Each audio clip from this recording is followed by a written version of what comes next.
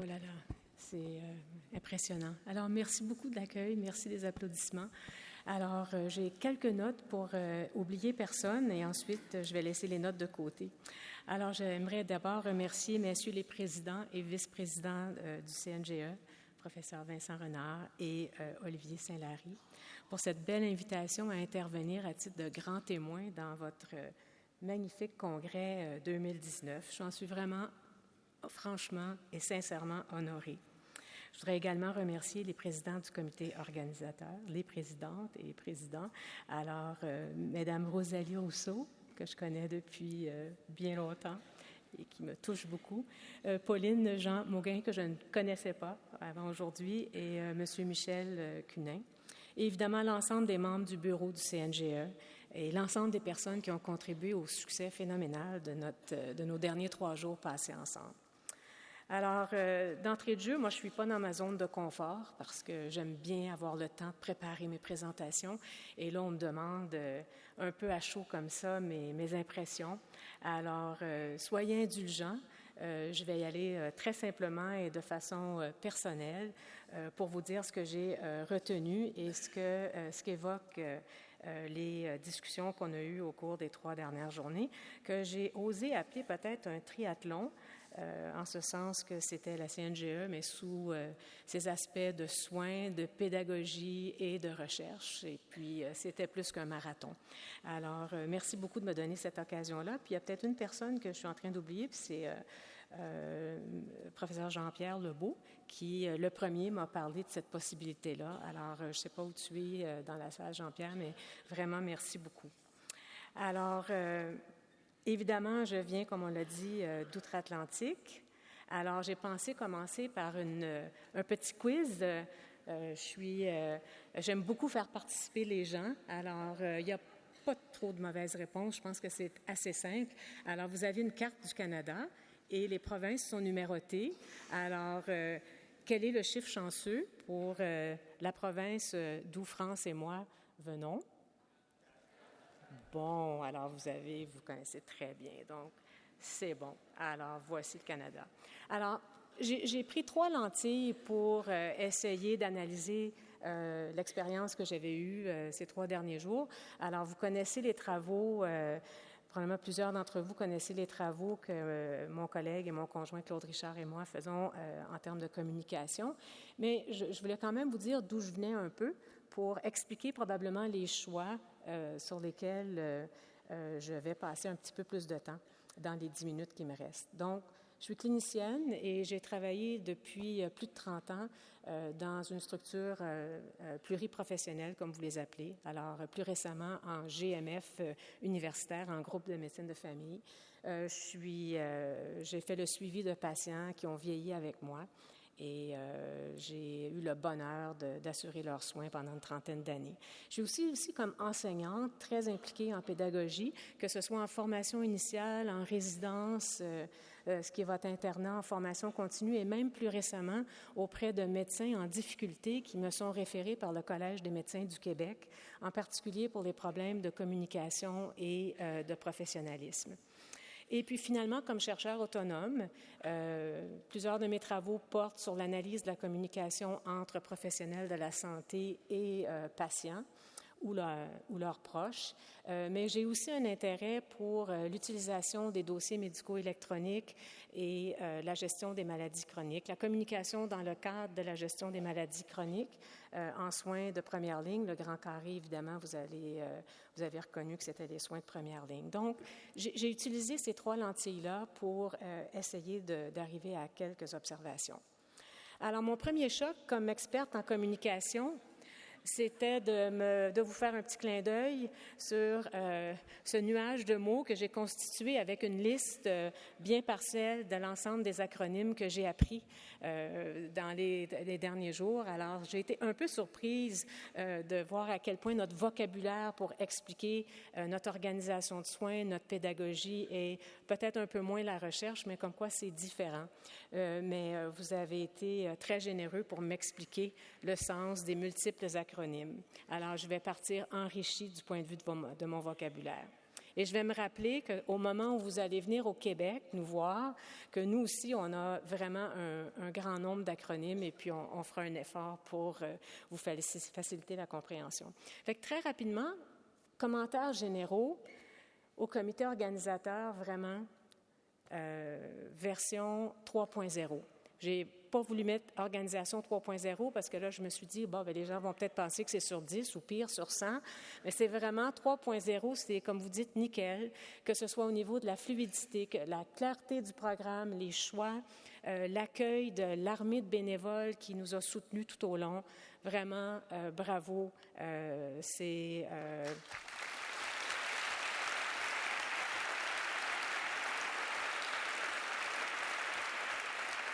La deuxième, évidemment, de façon très générale, et tout le monde le dit, donc c'est pas nouveau, mais c'est l'étendue, la richesse puis l'originalité des sujets traités. On vient de voir avec les sujets qui ont été traités pour les thèses qui ont été abordées dans les présentations orales. Donc, moi, j'ai été ébahie et intéressée à plusieurs niveaux tout au long de ces 3 jours-là. La rigueur scientifique avec laquelle les présentations sont faites sont impressionnantes, que ce soit des présentations de recherche dans un modèle plus quantitatif ou encore le qualitatif. Je pense que vous semblez être extrêmement bien formés pour faire la reddition des résultats obtenus par des approches qualitatives. Et finalement, un mot, j'avais l'occasion de souper avec des amis québécois et belges hier soir, et puis ils me faisaient part d'une remarque que j'ai dit, ah ben écoute, je pense qu'il faut que je partage ça. La considération et le respect dont les patients ont fait l'objet. Dans toutes les plénières, dans toutes les présentations, même si le patient n'est pas toujours partenaire des recherches et des soins et de la pédagogie, on sent quand même la profonde considération et le respect qui leur est voué. Alors, merci pour ça et je pense que nos patients devraient savoir que vous traitez d'eux de cette façon-là. Alors, quelques réflexions peut-être plus précises. J'attends mon signal, n'est-ce pas, pour m'assurer que je suis toujours dans les bons temps. Alors, la première pour moi, c'est que ma première expérience au CNGE, c'était 2006, je crois. Alors, je peux vous dire qu'en 2006 et 2019, c'est un saut quantique. Votre discipline universitaire de médecine générale, là, je pense que vous n'avez pas de questions à vous poser. Elle est arrivée, la maturité est arrivée. You are alive and well, comme on dit en Amérique, puis je dirais même plus, you are thriving. Alors vraiment, vous avez le vent dans les voiles. La relève qu'on remarque ici, le nombre d'internes qui étaient ici, les jeunes médecins, bravo. Et c'est tout à l'honneur du CNGE d'organiser les choses pour que ces gens-là aient la parole et qu'ils puissent venir présenter. Alors, encore une fois, j'ai été impressionnée par ça. Je pense quand même l'émergence du concept de citoyen, patient, usager, on ne sait plus trop comment y référer, puis on ne veut pas insulter personne, mais l'émergence du concept de partenariat. Qui, sans qu'il ait été traité avec le modèle Montréal, comme on aime l'appeler maintenant, et était là en filigrane à tout moment, que ce soit au niveau des conférences sur les soins, que ce soit en pédagogie. Bien, dans les soins, c'était évidemment la décision partagée qui était au premier chef. Dans pédagogie, on a parlé de pairs enseignants, on a parlé de patients pouvant évaluer les comportements professionnels des médecins. Et chez nous, on a même des expériences en cours en ce moment où les patients participent à l'évaluation de nos internes.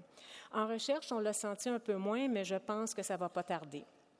Alors, je pense que la dernière réflexion sur cette diapo, c'est vraiment, on l'a dit à répétition, la pratique professionnelle de la médecine générale est en transformation profonde en ce moment et constante. Et je pense que l'impact patient, on ne l'a pas encore senti dans sa pleine puissance. Pourquoi on dit que c'est en transformation? Bien, on a parlé des organisations pluriprofessionnelles. C'est à peu près impossible maintenant de faire des soins qui sont coordonnés, globaux, tout seul dans son cabinet. Et je pense qu'il y a une mouvance là, la direction de cette mouvance-là ne va pas changer. Je pense que toute la technologie qui est à notre disposition et qui change de façon je dirais, directe, la façon dont on examine les patients. Alors, toute la notion du toucher, qui est maintenant médiée par beaucoup d'instruments, j'en ai mentionné quelques-uns qui sont là, c'est des choses, je pense, qu'on pourrait regarder au niveau de nos recherches. La présence du dossier médical électronique, évidemment, à cause de mon intérêt, j'ai assisté à plusieurs présentations sur le dossier médical électronique, mais je pense que c'est un outil merveilleux, mais qui est probablement pas utilisé en ce moment à sa pleine valeur. Je pense qu'on en a plus les effets délétères que des effets optimaux, puis j'y reviens dans quelques instants. Et en fait, quand je vous disais l'avalanche qui s'en vient, c'est les patients et les proches qui vont avoir accès à de plus en plus d'informations et souvent d'excellente qualité. Alors, on peut penser à la révolution de la E-santé, de la M-santé avec la mobilité. L'accès est vraiment pas problématique. Au Québec, maintenant, on a le Carnet Santé Québec où les patients ont accès à tous leurs résultats de laboratoire, de l'imagerie, leurs prescriptions. Ils peuvent prendre des rendez-vous, ils peuvent s'inscrire pour rechercher un médecin de famille et à terme, ce carnet de santé-là sera connecté éventuellement au dossier médical électronique. Donc, la grande transformation dont je vous parle, c'est ce que les Américains, il y a des dictons traditionnels où c'est « le médecin va vous voir maintenant, le médecin est prêt à vous voir ». Et il y a des écrits de Eric Topol, qui est un cardiologue américain qui a travaillé beaucoup en technologie de l'information et de l'impact de la technologie de l'information sur nos soins. Alors, maintenant, c'est le patient qui est prêt à nous voir. Le patient est susceptible d'arriver. On a eu plusieurs présentations où on a parlé peut-être du malaise que ça créait, surtout chez les jeunes médecins qui se sentaient un peu mis sur la défensive. Et puis, je pense qu'on a beaucoup de choses à apprendre pour ne pas se retrouver dans cette situation-là. Donc, pour moi, cette transformation-là, elle a des implications qui méritent des actions au niveau de nos soins et de la formation, mais aussi au niveau de la recherche. Donc, pour les soins et la formation de nos médecins généralistes, je pense que le concept de collaboration interprofessionnelle, je regardais encore le référentiel métier et tout ça, je pense qu'il va falloir que ce soit plus explicite. Je pense qu'il y a des compétences à apprendre en termes de communication, en termes de partage de responsabilités, et c'est des choses qui doivent s'apprendre pour être capable de les faire correctement. C'est une grande responsabilité à partager. Ensuite, on a parlé beaucoup de la communication axée patient et je pense qu'avec tous les exemples que j'ai pu entendre au cours de la conférence, je pense qu'on va devoir parler des communications, les contextes de soins, les situations particulières avec lesquelles les gens se présentent, nous amènent à pousser un peu plus loin. J'ai été étonnée du nombre de présentations auxquelles j'ai assisté où on disait en fin de compte, que c'était au travers de la parole puis au travers de la communication qu'on avait des solutions aux problèmes qu'on avait étudiés. Pas tous, évidemment, là. J'aime beaucoup la communication, mais quand même. C'est quand même un outil très, très, très puissant, puis c'est l'éléphant dans la pièce. Alors, et je sais que vous êtes sensible à cette dimension-là.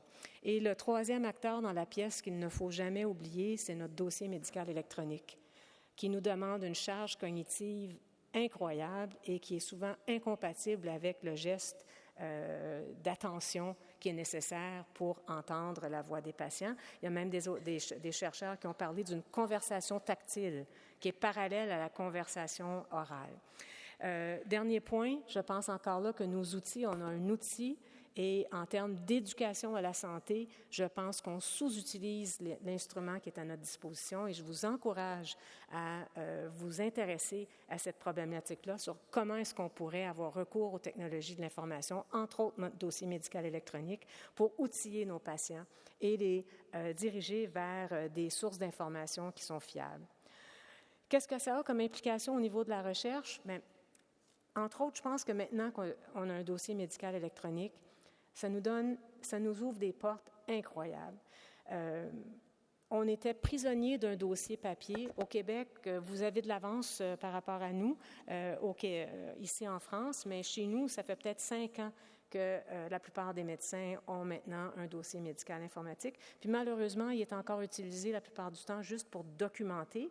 Puis une fois qu'on a documenté notre consultation, en fait, on a très peu de contrôle sur ce qu'on peut demander à notre logiciel. Donc, je pense que comme discipline, il faut se pencher là-dessus et je suis contente d'entendre qu'il y a des réseaux de recherche qui sont en train de se mettre en place et des groupes qui ont particulièrement un intérêt à être capables d'accéder à la donnée, de l'exploiter, de la comprendre.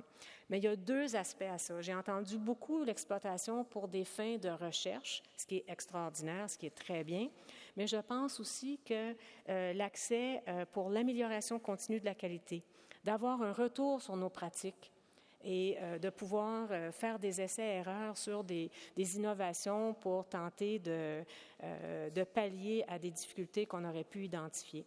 Alors, je vous encourage beaucoup à penser, pas juste en termes de recherche qu'on peut faire sur nos immenses bases de données, ça va être une richesse incroyable. Les gens vont cogner à nos portes parce qu'on est probablement les porteurs de la plus grande quantité de données cliniques et pas juste administratives. Alors, en terminant, au Québec, depuis quelques années, on s'intéresse beaucoup à un modèle qui s'appelle le système de santé apprenant. Ça a été introduit beaucoup chez nous par un de nos collègues de l'Université de Sherbrooke, qui est Dr. Jean-François Etier, qui est un médecin informaticien et qui a fait son doctorat ici en Europe sur un projet qui s'appelle Transform. Mais l'idée du schéma qui est devant vous, c'est de montrer comment on peut faire une intégration entre des activités très proches du terrain. Alors, je pense qu'ici, Alors, ici en haut, on a l'endroit où les soins sont administrés et qui produisent évidemment des données de santé quand c'est consigné d'accord. Alors, avec ces données de santé-là dans les bases de données, on peut faire des études, comme on a vu cet après-midi, des études avec des devis rétrospectifs, mais on peut aussi imaginer des belles recherches prospectives. Ça nous donne de la donnée de la recherche. Alors, ça génère des connaissances et les connaissances peuvent être réintégrées à la pratique de routine de tous les jours. Donc, c'est vraiment un cercle vertueux que je pense que la médecine médecine générale est à même de prendre à bras le corps et de faire en sorte que le travail qu'on fait en clinique et la génération des connaissances soient plus rapprochés. Alors, pour faire tout ça, il nous faut des infrastructures. Alors, ma collègue France va vous entretenir beaucoup sur comment est-ce qu'on organise la recherche ou même l'évaluation de la qualité. Puis le message clé, c'est que ça prend des structures, ça prend des ressources, ça prend un peu de financement. Et je vois qu'il y a beaucoup d'intérêt actuellement au Québec. Et sur ce, je passe la parole à ma collègue. Merci.